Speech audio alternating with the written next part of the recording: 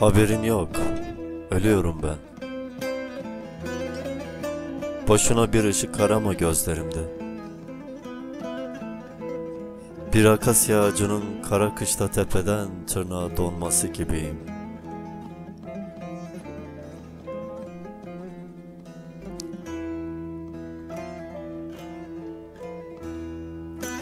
Bir şiirden, bir romandan dökülen yapraklarda benim hayatım. Bir söz dahi bulup da sana söyleyemediklerim ölü dudaklarımda. Haberin yok, ölüyorum ben, ölüyorum.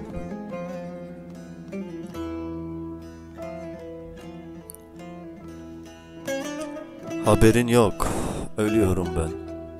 Bir ağlama başlıyor gözlerimin içinde. Nankörlük etmeyeyim yine de.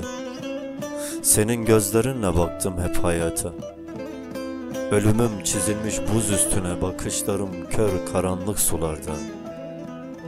Çocukluğum aktı masallardan, zümrüt balıklar oydu gözlerimi. Haberin yok, ölüyorum ben.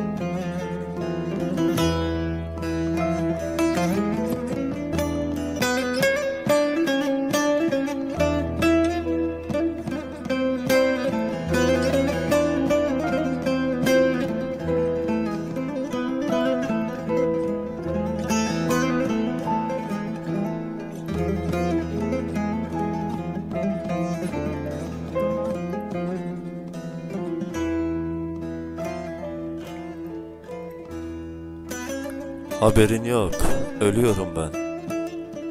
Hele bir düşmeyeyim senin aşkına. Sürüklenir cesedim sokaklarda, alaşağı edilir bedenim yerden yere.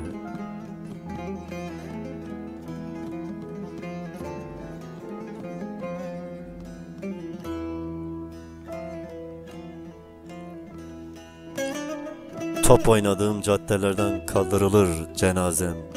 Şiir bırakılır yerine. Yine de bırakmam seni, et, kemik, kan lime lime edilse de. Haberin yok sevdiğim, ölüyorum ben. Sen benim öksüzüm, sen benim yetimim. Haberin yok, ölüyorum yar, ölüyorum.